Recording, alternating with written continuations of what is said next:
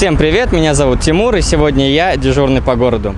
Пандемия никуда не делась, но жителям города Душанбе все еще нужно передвигаться по городу, и для этих целей можно использовать общественный транспорт, хотя это не очень безопасно, а также такси – это дорого. Поэтому актуальной альтернативой могут стать велосипеды.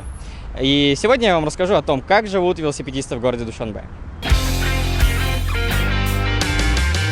Спрос на велосипеды у нас не такой большой, и в первую очередь об этом говорит всего одна точка по аренде велосипедов. Она находится напротив Чайханы Рахат, и здесь всего 6 велосипедов. Их разбирают в течение дня, утром любят кататься больше девушки, а к вечеру разбирают парни. К 5 часам уже великов здесь нету, поэтому придется рассчитывать только на свои собственные силы. Об аренде велосипедов нам расскажет Шифо, который уже 2,5 года работает в паркинге.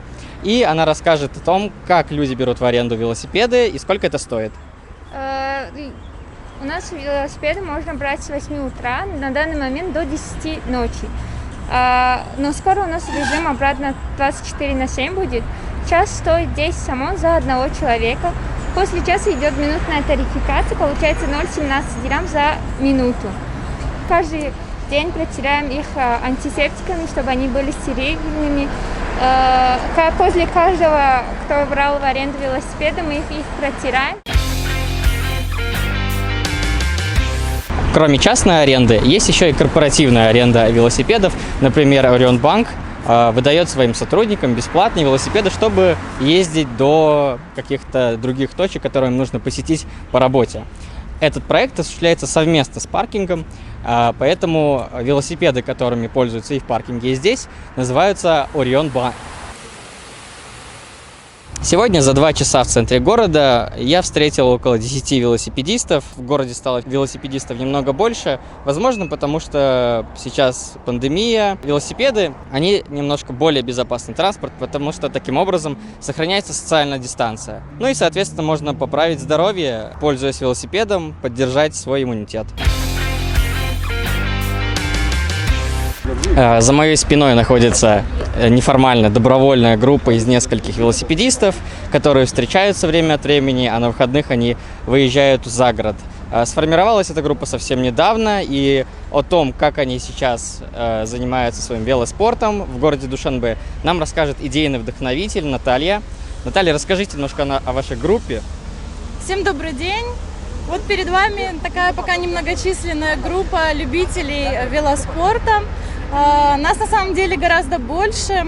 Но сегодня просто все рабочие люди, кто смог, кто приехал. Создались мы где-то лет 5 назад, и сейчас нас более 100 человек из активных таких любителей велоспорта. Мы постоянно собираемся каждое воскресенье, иногда и в субботу люди выезжают за город на большие расстояния, километров 30, а иногда даже 50.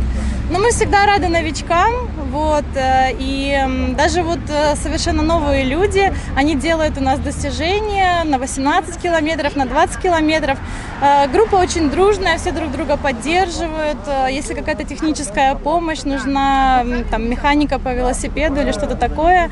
И мы, конечно, хотим постоянно напоминать городским властям о том, что нам не хватает велоинфраструктуры здесь в городе, и людей, которые на самом деле любят велосипеды и хотят кататься, их гораздо больше, но нужно безопасность на дороге обеспечить и, конечно же, обеспечить места парковки для велосипедов безопасные, чтобы могли люди в аренду брать велосипеды, и это было на постоянной основе. Я работаю в школе номер 8, я учитель начальных классов. И так как нас всех отправили на карантин, чем заняться на карантине? Тем, что поддержать свое здоровье. А здоровье поддержать во время карантина, чтобы хорошо работали легкие, чтобы мы не знали проблем с этим страшным коронавирусом, это заняться велоспортом, чего и всем вам советую. Велосипеды – это транспорт экологичный, транспорт для здоровья.